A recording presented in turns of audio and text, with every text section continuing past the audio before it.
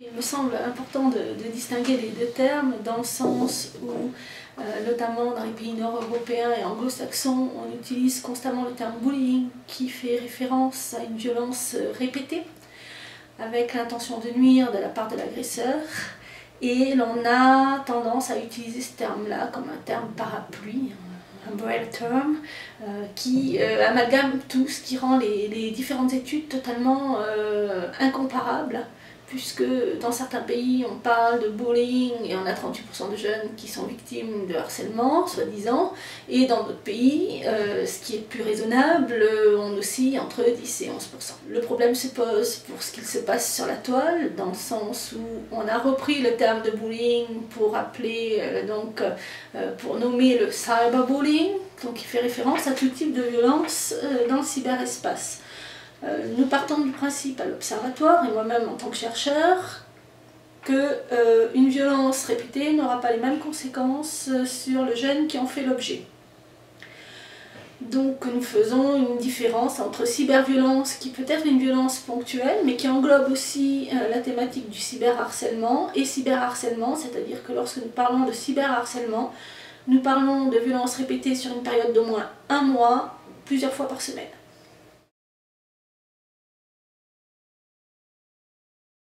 Il fait partie intégrante de la vie de l'adolescent et je pense qu'il est totalement erroné de faire une distinction entre espace virtuel et espace réel, même si eux parlent de in real life, dans le sens où il y a une porosité totale et nous vérifions cette porosité, je parle là de la communauté scientifique qui travaille sur le sujet, dans le sens où les victimes de violences dans la vie traditionnelle, si on peut dire, sont bien souvent aussi des victimes dans le cyberespace. C'est-à-dire que lorsque l'on est victime dans son établissement scolaire, l'on a de plus fortes probabilités d'être aussi victime en ligne.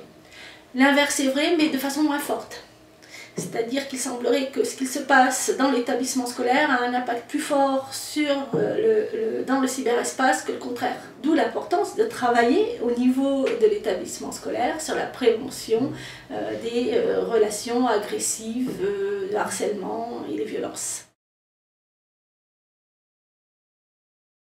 Ce qui peut faire la différence entre une violence en face à face ou une violence traditionnelle, parce que les violences ne sont pas toujours en face à face, même lorsqu'elles ne sont pas dans le cyberespace, et ce qu'il se passe en ligne, c'est déjà la plus grande capacité de diffusion, de dissémination. On a un public extrêmement important d'emblée, en un clic, on a une dissémination 7 jours sur 7, 24 heures sur 24. La grosse différence, c'est que l'agresseur ne maîtrise plus une fois qu'il a lancé les choses en ligne. C'est-à-dire qu'une fois que c'est dans le cyberespace, les autres peuvent s'en emparer et contribuer à la dissémination et à la victimation. On l'a vu pour les questions de Snapchat, on voit pour ce qu'il se passe au niveau du fameux gossip. C'est-à-dire que l'agression a beau être éphémère, il suffit d'une capture d'écran et que quelqu'un d'un peu plus malin, entre guillemets, s'empare de ce qui est diffusé et le rediffuse pour ne pas pouvoir l'arrêter. Autre différence, c'est la plus grande capacité à être anonyme. L'anonymat a toujours existé, hein. Les lettres anonymes ou les coups de fil anonymes ne sont pas nouveaux. Ceci dit, cette potentialité est décuplée et de par un pseudo ou une fausse identité, l'on peut nuire à l'autre sans qu'il sache d'où cela vient, ce qui contribue à un sentiment de paranoïa, de sentiment d'insécurité qui vont amener la victime à développer des problèmes d'anxiété, d'estime de soi et à éviter l'établissement scolaire bien souvent.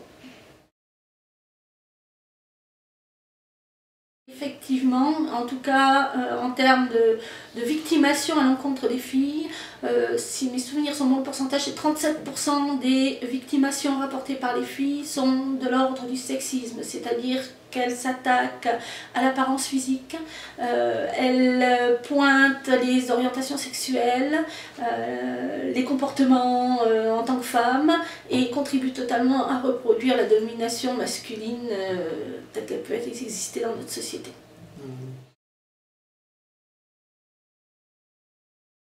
En général, les filles sont plus victimes que les garçons. Dans mon travail, les filles ont un risque de 1,3 comparé aux garçons. Donc elles sont plus victimes. Cela rejoint aussi les dernières données qui ont été publiées par le centre Hubertine Auclair, qui montrent qu'une fille sur 4 est victime de cybersexisme et donc a besoin d'aide à ce niveau-là.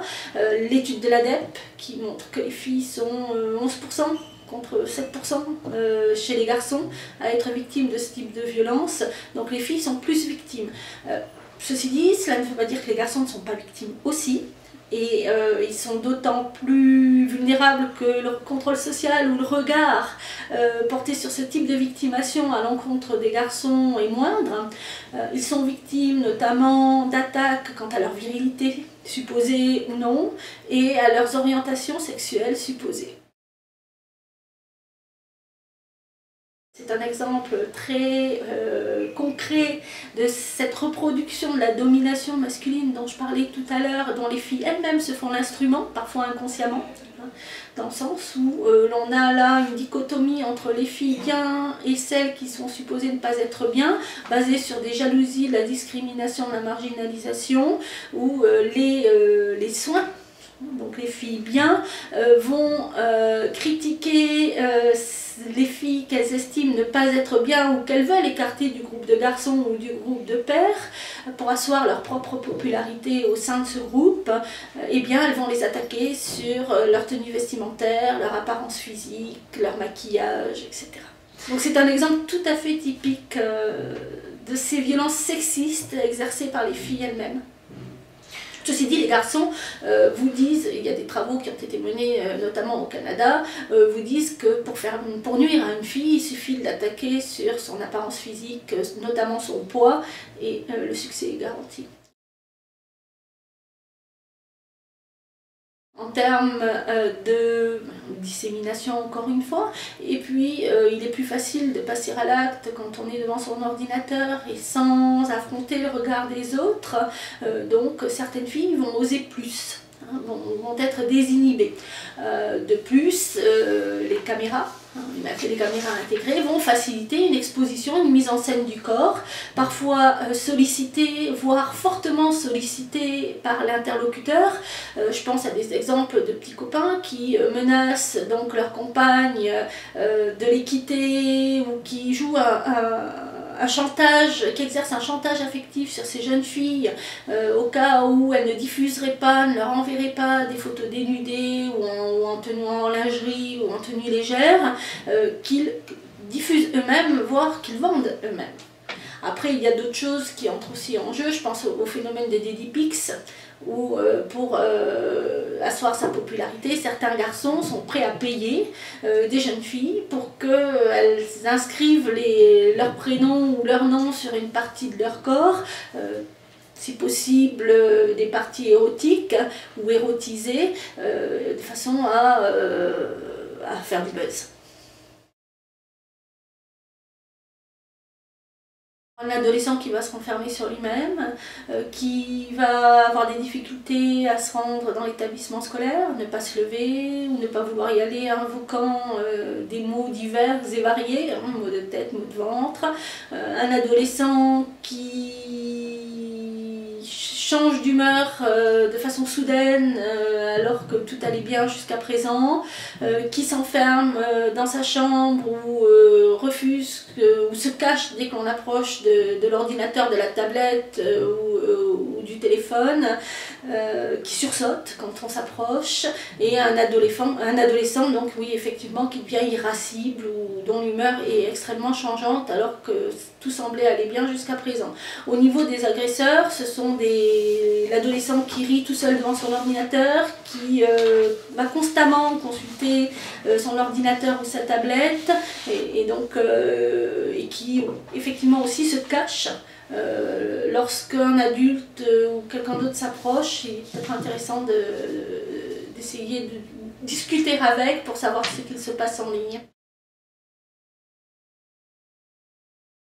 C'est extrêmement difficile, c'est difficile aussi, je veux dire, dans le cas de harcèlement ou de victimation hors ligne. Les filles en parlent peu, les garçons encore moins. Et encore là, pour des questions de statut social et de virilité, puisque se plaindre et dire que l'on est victime, c'est aussi reconnaître une faiblesse, en tout cas dans leur représentation. Quand on leur demande pourquoi ils n'en parlent pas, ils n'ont pas confiance dans les capacités de l'adulte à résoudre les problèmes, ils ont honte. Et là encore, s'exerce la loi du silence, dans le sens où ils ont peur de représailles. Donc l'important, alors vous allez me dire, c'est du sens commun, c'est ce que j'ai souvent entendu. Ceci dit, ce n'est pas aussi évident que cela, c'est difficile à faire, c'est de maintenir le dialogue, d'essayer de discuter des activités en ligne et essayer de dédramatiser le fait d'être une victime, c'est-à-dire de transmettre le message selon lequel, quand on est victime, on n'est pas coupable, on n'a pas à avoir honte, et il faut au contraire demander de l'aide, parce qu'autrement la situation empire.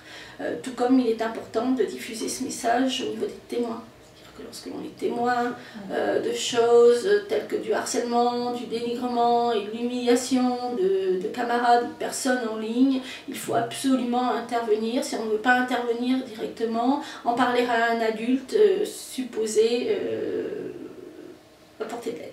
Une recommandation où il écoute mais sans le blâme. Parce que bien souvent, le retour que les adultes font aux jeunes, c'est oh, de toute façon, vous êtes trop souvent en ligne, vous ne communiquez plus. C'est faux. Effectivement, les jeunes sont très souvent en ligne, mais ils ne le sont guère plus que certains adultes. Et de plus, ils communiquent, on ne peut pas leur dire qu'ils ne communiquent pas, parfois ils surcommuniquent, ou ils communiquent différemment. Donc évitez de renvoyer une image négative, parce que là on a comme garantie de couper le dialogue, et donc de couper les possibilités d'accompagnement et d'intervention. Premièrement, ne pas répondre sur le même ton. Parce que si on répond sur le même ton, c'est l'escalade et l'on se met soi-même en situation délicate de devenir agresseur. Deuxièmement, s'il y a un modérateur, signaler les incidents au modérateur, faire des captures d'écran pour accumuler les preuves de ce dont on est victime. Changer de mot de passe, évidemment, hein, parce qu'on a beau dire aux jeunes que le mot de passe c'est comme la brosse à dents, ça ne se prête pas. On sait aussi très bien, surtout au niveau des pré-ados, que donner son mot de passe c'est un gage de confiance et d'amitié. Alors les best friends forever, comme elles s'appellent entre elles, je pense notamment aux filles, eh bien, doivent essayer de passer au-dessus de cela. Elles ne donnent pas le numéro du compte en banque de leurs parents, donc elles ne doivent pas donner leur mot de passe. Les risques peuvent être tout aussi graves, et donc à ne pas faire. Ne pas oublier de se déconnecter de toute façon quand on a été en ligne, parce que ça aussi, pour circuler très souvent dans les CDI ou autres, je me rends compte que nombre de jeunes ou d'adultes oublient de se déconnecter, ce qui est la porte ouverte aux ennuis, et donc le signaler aux adultes, et notamment lorsqu'il s'agit d'atteinte à la moralité et à l'intégrité psychologique de la victime, ne pas hésiter à porter plainte. Ne pas hésiter à porter plainte, insister. Je sais que ça n'est pas toujours facile, parce que les officiers de police ou de gendarmerie en charge de recevoir ce type de choses ne sont pas toujours très accueillants et inciteraient plutôt au dépôt de main courante, qui n'a strictement aucune valeur juridique, mais il faut insister.